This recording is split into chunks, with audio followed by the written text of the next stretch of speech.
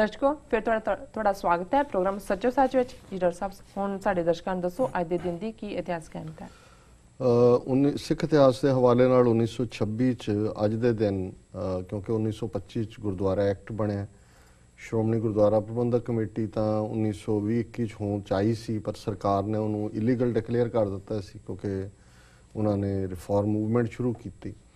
ਫਿਰ ਜਦੋਂ ਗੁਰਦੁਆਰਾ ਐਕਟ 1925 ਚ ਬਣਿਆ, ਇੱਕਦਮ ਨਾਂ ਉਹਦਾ ਸ਼੍ਰੋਮਣੀ ਕਮੇਟੀ ਨਹੀਂ ਸੀ। ਸਰਕਾਰ ਨੇ ਕਿਹਾ ਜੀ ਪਹਿਲਾਂ ਤਾਂ ਇਹਦਾ ਨਾਂ ਤੁਸੀਂ ਡਿਫਰੈਂਟ ਹੀ ਰੱਖੋ ਕਿਉਂਕਿ ਉਦੋਂ ਵੀ ਅਜੇ ਪਾਬੰਦੀ ਚੱਲ ਰਹੀ ਸੀ। ਸੋ ਗੁਰਦੁਆਰਾ ਸੈਂਟਰਲ ਬੋਰਡ ਇਹਦਾ ਨਾਂ ਰੱਖਿਆ ਗਿਆ ਔਰ 1925 ਦੇ ਐਕਟ ਤੋਂ ਬਾਅਦ 1926 ਦੇ ਵਿੱਚ ਪਹਿਲੀ ਵਾਰੀ ਗੁਰਦੁਆਰਾ ਸੈਂਟਰਲ ਬੋਰਡ ਦੀਆਂ ਚੋਣਾਂ ਹੋਈਆਂ, ਜਿਸ ਦੇ ਵਿੱਚ ਮਾਸਟਰ ਤਾਰਾ ਸਿੰਘ ਬਾਬਾ ਖੜਕ ਸਿੰਘ ਦਾ ਧੜਾ ਜਿਹੜਾ ਸੀ ਉਹ ਜੇਤੂ ਰਿਹਾ ਔਰ ਸਰਦਾਰ ਬਹਾਦਰ ਮਹਤਾਬ ਸਿੰਘ, ਸ਼ੇਰ ਸਿੰਘ ਦਾ ਧੜਾ ਜਿਹੜੇ ਕਿ ਸਰਕਾਰ ਨਾਲ ਮਿਲਵਰਤਨ ਦੇ ਹਾਮੀ ਸੀ, ਜਿਨ੍ਹਾਂ ਨੇ ਖਰੜਾ ਤਿਆਰ ਕੀਤਾ ਸੀ ਗੁਰਦੁਆਰਾ ਐਕਟ ਦਾ, ਉਹਨਾਂ ਨੂੰ ਘੱਟ ਸੀਟਾਂ ਮਿਲੀਆਂ। ਪਰ ਇਹ ਜਿਹੜਾ ਗੁਰਦੁਆਰਾ ਚੋਣਾਂ ਦੇ ਵਿੱਚ ਇਲਜ਼ਾਮਬਾਜ਼ੀ, ਤੂੰ ਚੋਰ ਦੀ ਗੱਲ ਹੈ, ਇਹ ਈਵਨ 1926 ਵਾਲੀਆਂ ਜਿਹੜੀਆਂ ਪਹਿਲੀਆਂ ਚੋਣਾਂ ਹੋਈਆਂ ਉਹਨਾਂ ਦੇ ਵਿੱਚ ਵੀ ਜਿਹੜੀ ਹੈ ਉਹ ਪੂਰੇ ਜ਼ੋਰ ਨਾਲ ਚੱਲੀ ਸੀ। ਔਰ ਫਿਰ ਇਹਨਾਂ ਨੇ ਜਦੋਂ ਇਹ ਧੜਾ ਜਿੱਤ ਗਿਆ ਤੇ ਇਹਨਾਂ ਨੇ ਉਸ ਦਾ ਗੁਰਦੁਆਰਾ ਸੈਂਟਰਲ ਬੋਰਡ ਦਾ ਨਾਮ ਬਦਲ ਕੇ ਸ਼੍ਰੋਮਣੀ ਗੁਰਦੁਆਰਾ ਪ੍ਰਬੰਧਕ ਕਮੇਟੀ ਰੱਖਿਆ। ਸੋ ਇਹ 1996 ਦੇ ਵਿੱਚ ਭਾਰਤ ਦਾ ਪ੍ਰਾਈਮ ਮਿਨਿਸਟਰ ਦੇਵਗੌੜਾ ਬਣਿਆ, ਉਹਨੂੰ ਹਮਾਇਤ ਬਾਹਰੋਂ ਵੀ ਸੀ ਔਰ ਜਿਹੜੀਆਂ ਦੂਸਰੀਆਂ ਧਿਰਾਂ ਨੇ, ਕੋਈ ਕਾਂਗਰਸ ਤਾਂ ਨਹੀਂ ਸੀ ਔਰ ਉਦੋਂ ਇਹ ਆਸ ਕੀਤੀ ਜਾਂਦੀ ਸੀ ਕਿ ਵੀ ਇਹ ਪਹਿਲਾ ਬਣਿਆ ਜਿਹਨੇ ਕਿ ਸਿੱਖਾਂ ਦੇ ਬਾਰੇ ਸ਼ਾਇਦ ਇਹ ਕੋਈ ਸਿੰਪੈਥੈਟਿਕ ਅਪਰੋਚ ਲਏ। ਉਹਨੂੰ ਕਿਹਾ ਗਿਆ ਕਿ ਵੀ ਇਹ ਗਵਰਨਮੈਂਟ ਵੱਲੋਂ ਮਾਫੀ ਮੰਗੋ ਕਿ ਜੋ ਦਰਬਾਰ ਸਾਹਿਬ ਤੇ ਹਮਲਾ ਕੀਤਾ। ਸੋ ਉਹਨੇ ਵੀ ਕਿਹਾ ਜੀ this is what happened was most unfortunate, ਪਰ ਇੱਥੇ ਰੁਕ ਗਿਆ। ਕੋਈ ਮਾਫੀ ਦੀ ਰਾਹੀਂ ਨੂੰ ਅੱਜ ਤੱਕ ਵੀ ਨਹੀਂ ਮੰਗੀ। ਮਾਫੀ ਤਾਂ ਇਹ ਹੈ ਕਿ ਤੁਸੀਂ ਰਿਗਰੈਟ ਨਹੀਂ ਕਰੋ, ਸਗੋਂ ਅਕਾਊਂਟੇਬਿਲਿਟੀ ਦਿਓ ਤੁਸੀਂ ਜੋ ਕਰਤੂਤਾਂ ਕੀਤੀਆਂ ਨੇ, ਲੇਕਿਨ ਅੱਜ ਤੱਕ ਵੀ ਇਸ ਦੇ ਲਈ ਕੋਈ ਪਾਰਲੀਮੈਂਟ ਦੇ ਵਿੱਚ ਜਾਂ ਕਿਸੇ ਪ੍ਰਾਈਮ ਮਿਨਿਸਟਰ ਨੇ ਅਨਐਂਬੀਗੂਅਸਲੀ ਕੋਈ ਮਾਫੀ ਨਹੀਂ ਮੰਗੀ। ਵਰਲਡ ਹਿਸਟਰੀ ਦੇ ਹਵਾਲੇ ਨਾਲ 860 ਦੇ ਵਿੱਚ ਸਵੀਡਿਸ਼ ਵਾਈਕਿੰਗਸ ਨੇ ਕੌਂਸਟੈਂਟਨੋਪੋਲ, ਜਿਹਨੂੰ ਕਿ ਅੱਜ ਇਸਤਨਬੁਲ ਕਹਿੰਦੇ ਨੇ, ਇਸ ਦੇ ਉੱਤੇ ਹਮਲਾ ਕੀਤਾ। ਇਹ ਵਾਈਕਿੰਗਸ ਦੇ ਉੱਤੇ ਬੜੀਆਂ ਫਿਲਮਾਂ ਵੀ ਬਣੀਆਂ ਹੋਈਆਂ, ਬੜੇ ਬਹਾਦਰ ਲੋਕ ਸੀ, ਯੂਰਪ 'ਚ ਵੀ ਜਾ ਕੇ ਇੰਗਲੈਂਡ ਤੇ ਵੀ ਧਾਵਾ ਬੋਲਦੇ ਰਹੇ ਤੇ ਹੈ ਇਹਨਾਂ ਦੀ ਆਪਣੀ ਕਿਸਮ ਦਾ ਇੱਕ ਲਾਈਫ ਸਟਾਈਲ ਸੀ। 1812 ਦੇ ਵਿੱਚ ਅਮਰੀਕਾ ਨੇ ਇੰਗਲੈਂਡ ਦੇ ਖਿਲਾਫ ਜੰਗ ਡਿਕਲੇਅਰ ਕੀਤੀ। ਉਦੋਂ ਵੀ ਇਹਨਾਂ ਦੇ ਕੁਝ ਬਾਰਡਰ ਝਗੜੇ ਸੀ ਔਰ ਕੁਝ ਹੋਰ ਇਸ਼ੂ ਸੀ। 1815 ਦੇ ਵਿੱਚ ਅੱਜ ਦੇ ਦਿਨ ਵਾਟਰਲੂ ਦੇ ਵਿੱਚ ਨੈਪੋਲੀਅਨ, ਜਿਹਨੇ ਕਿ ਫਰਾਂਸ ਦੇ ਸਾਮਰਾਜ ਨੂੰ ਬਹੁਤ ਵਧਾਇਆ, ਉਹਦੀ ਡਿਫੀਟ ਹੋਈ। ਡਿਊਕ ਆਫ ਵੈਲਿੰਗਟਨ ਨੇ ਉਹਨੂੰ ਹਰਾਇਆ ਔਰ ਵਾਟਰਲੂ 'ਚ ਜਿਹੜਾ ਨੈਪੋਲੀਅਨ ਦਾ ਐਂਡ ਹੋਇਆ ਉਸ ਦੀ ਸਾਰੀ ਐਂਬੀਸ਼ਨਸ ਦਾ। 1934 ਦੇ ਵਿੱਚ ਅੱਜ ਅਸੀਂ ਦੇਖਦੇ ਹਾਂ ਕਿ ਅਮਰੀਕਾ ਦੇ ਵਿੱਚ ਹਾਈਵੇ ਨੇ, ਕਿਵੇਂ ਇੱਕ ਸਟੇਟ ਦੂਜੇ ਨਾਲ ਲਿੰਕਡ ਹੈ। ਪਰ ਪਹਿਲੀ ਵਾਰੀ 1934 ਦੇ ਵਿੱਚ ਇਹ ਸਰਵੇ ਸ਼ੁਰੂ ਹੋਇਆ ਕਿ ਅਮਰੀਕਾ ਬਹੁਤ ਵੱਡਾ ਮੁਲਕ ਹੈ, ਕਿਵੇਂ ਸਾਰੀਆਂ ਸਟੇਟਾਂ ਨੂੰ ਇੱਕ ਦੂਜੇ ਦੇ ਨਾਲ ਬਾਹਰੋਂ ਬਾਹਰ ਲਿੰਕ ਕੀਤਾ ਜਾਏ। ਸੋ ਇਹ ਸਰਵੇ, ਜਿਹਨੂੰ ਹਾਈਵੇ ਪਲੈਨਿੰਗ ਸਰਵੇ ਕਹਿੰਦੇ ਨੇ, 1934 ਸ਼ੁਰੂ ਹੋਇਆ। 1940 ਦੇ ਵਿੱਚ ਜਦੋਂ ਕਿ ਜਰਮਨ ਦਾ ਇੱਕ ਕਦਮ ਇੰਗਲੈਂਡ ਵੱਲ ਵੱਧ ਰਿਹਾ ਸੀ, ਬੰਬਾਰਡਮੈਂਟ ਲੰਡਨ ਤੇ ਹੋ ਰਹੀ ਸੀ, ਤੇ ਚਰਚਲ ਨੇ ਕੁਝ ਸ਼ਬਦ ਕਹੇ ਸੀ। ਉਹਨੇ ਕਿਹਾ ਕਿ ਜੀ ਤੁਸੀਂ ਪਰਸੈਵਰੈਂਸ ਰੱਖੋ, ਸਿਦਕ ਰੱਖੋ, ਔਰ ਉਹਦੇ ਸ਼ਬਦ ਸੀ ਦਿਸ ਵਾਜ਼, ਤਾਂ ਕਿ ਤੁਹਾਡੀਆਂ ਭਵਿੱਖ ਦੀਆਂ ਪੀੜ੍ਹੀਆਂ ਇਹ ਕਹਿਣ ਕਿ ਦਿਸ ਵਾਜ਼ ਦੇਅਰ ਫਾਈਨੈਸਟ ਆਵਰ, ਕਿ ਭਾਵੇਂ ਲੋਕ ਮਰ ਗਏ, ਤਬਾਹ ਹੋ ਗਏ, ਪਰ ਉਹਨਾਂ ਨੇ ਬੜੇ ਸਿਦਕ ਸਬਰ ਨਾਲ ਆਪਣੇ ਦੇਸ਼ ਨੂੰ ਡਿਫੈਂਡ ਕੀਤਾ। 1941 ਦੇ ਵਿੱਚ ਟਰਕੀ ਨੇ ਪੀਸ ਟ੍ਰੀਟੀ ਸਾਈਨ ਕੀਤੀ ਨਾਜ਼ੀ ਜਰਮਨੀ ਦੇ ਨਾਲ। 1948 ਚ UN commission on human rights ਨੇ international declaration of human rights ਦੇ ਚਾਰਟਰ ਨੂੰ ਐਕਸੈਪਟ ਕੀਤਾ, ਭਾਵੇਂ ਕਿ ਜਿਹੜਾ ਲਾਗੂ ਹੈ ਉਹ 10 ਦਸੰਬਰ 1948 ਤੋਂ ਹੋਇਆ। 1968 ਦੇ ਵਿੱਚ ਸੁਪਰੀਮ ਕੋਰਟ ਨੇ ਜਿਹੜਾ ਇਹ ਇੱਕ ਫੈਸਲਾ ਸੁਣਾਇਆ ਕਿ ਰੈਂਟ ਕਰਨ ਲੱਗਿਆ ਜਾਂ ਘਰ ਵੇਚਣ ਲੱਗੇ ਕੋਈ ਵੀ ਰੇਸ ਦੇ ਆਧਾਰ ਦੇ ਉੱਤੇ ਡਿਸਕ੍ਰਿਮੀਨੇਸ਼ਨ ਨਹੀਂ ਹੋ ਸਕਦੀ। ਜੀ ਡਾਕਟਰ ਸਾਹਿਬ, ਤੁਹਾਡਾ ਬਹੁਤ ਬਹੁਤ ਧੰਨਵਾਦ। ਸਾਡਾ ਸਵਾਲ ਹੈ, ਭਾਰਤ ਨੇ ਰੂਸ ਵੱਲੋਂ ਪਾਕਿਸਤਾਨ ਨੂੰ ਹਥਿਆਰ ਵੇਚਣ ਦੇ ਫੈਸਲੇ ਦਾ ਵਿਰੋਧ ਕੀਤਾ। ਰੂਸ ਕਿਉਂ ਵੇਚ ਰਿਹਾ ਹੈ ਹਥਿਆਰ ਪਾਕਿਸਤਾਨ ਨੂੰ? ਜੀ ਡਾਕਟਰ ਸਾਹਿਬ, ਦੇਖੋ, ਅਮਰੀਕਾ ਹੋਏ, ਰੂਸ ਹੋਏ, ਹੁਣ ਚੀਨ ਹੈ, ਫਰਾਂਸ ਹੈ, ਇੰਗਲੈਂਡ ਹੈ, ਇਹ ਹੋਰ ਕਿਹੜਾ ਗੋਭੀ ਵੇਚਦੇ ਨੇ?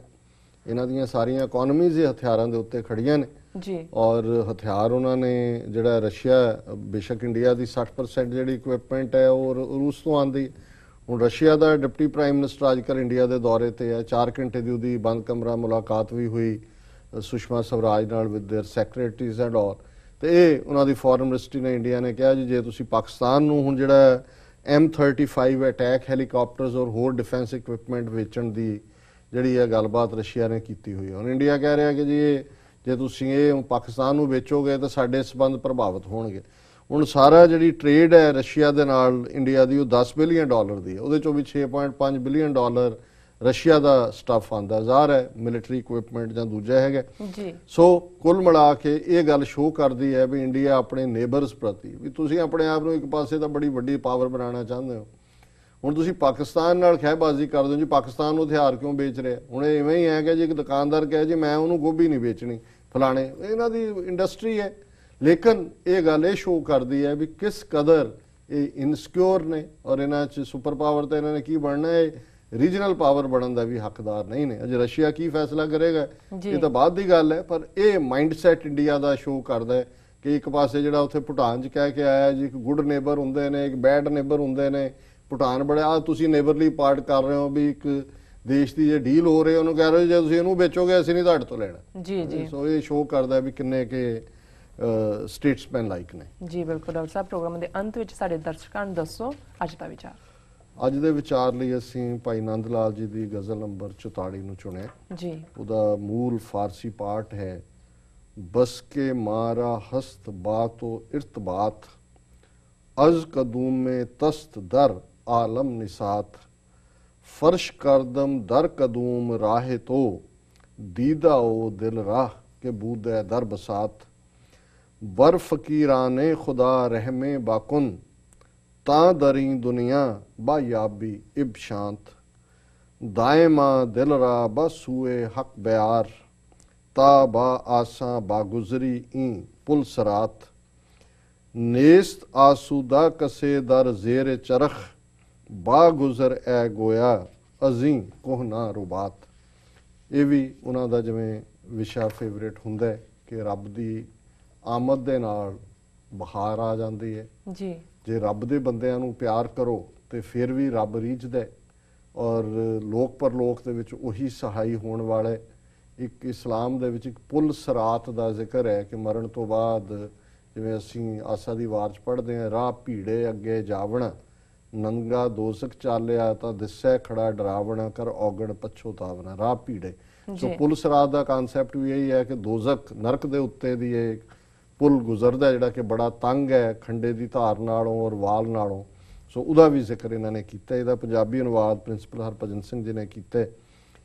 ਤੇਰੇ ਨਾਲ ਹੀ ਦਾਤਾ ਮੇਰੀ ਲੱਗੀ, ਤੇਰੇ ਨਾਲ ਹੀ ਦਾਤਾ ਮੇਰੇ ਲੱਗੀ ਸਾਡੀ ਯਾਰੀ, ਤੇਰੇ ਆਇਆ ਮੌਲ ਉੱਠੀ ਹੈ ਖਾਲਕ ਖਲਕਤ ਸਾਰੀ, ਪੂੰਜੀ ਮੇਰੀ ਮਾਹੀ ਇਹੋ ਇੱਕ ਦਿਲ ਤੇ ਦੋ ਅੱਖਾਂ, ਇਹਨਾਂ ਤਾਈਂ ਹੱਸ ਕੇ ਦਾਤਾ ਤੇਰੇ ਚਰਨੀ ਰੱਖਾਂ, ਮੌਲਾ ਦੇ ਤੂੰ ਫਕਰਾਂ ਉੱਤੇ ਨਜ਼ਰ ਮਿਹਰ ਦੀ ਪਾ, ਸ਼ਾਲਾ ਥੀਵੇਂ ਸਦਾ ਸਲਾਮਤ ਖੇੜਾ ਜਗ ਲਿਆ, ਦਿਲ ਨੂੰ ਸਾਈਂ ਵੱਲ ਜੇ ਲਾ ਕੇ ਜਪੇ ਪ੍ਰੇਮ ਦੀ ਮਾਲਾ, ਪੁੱਲ ਸਰਾਤ ਦੇ ਉੱਤੋਂ ਫਿਰ ਤੂੰ ਜਾਵੇਂ ਜਾਵੇਂ ਲੰਘ ਸੁਖਾਲਾ, ਇਸ ਆਕਾਸ਼ ਦੇ ਹੇਠਾਂ ਮੈਨੂੰ ਸੁਖੀਆ ਕੋਈ ਨਾ ਜਾਪੇ, ਇਸ ਆਕਾਸ਼ ਦੇ ਹੇਠਾਂ ਮੈਨੂੰ ਸੁਖੀਆ ਕੋਈ ਨਾ ਜਾਪੇ,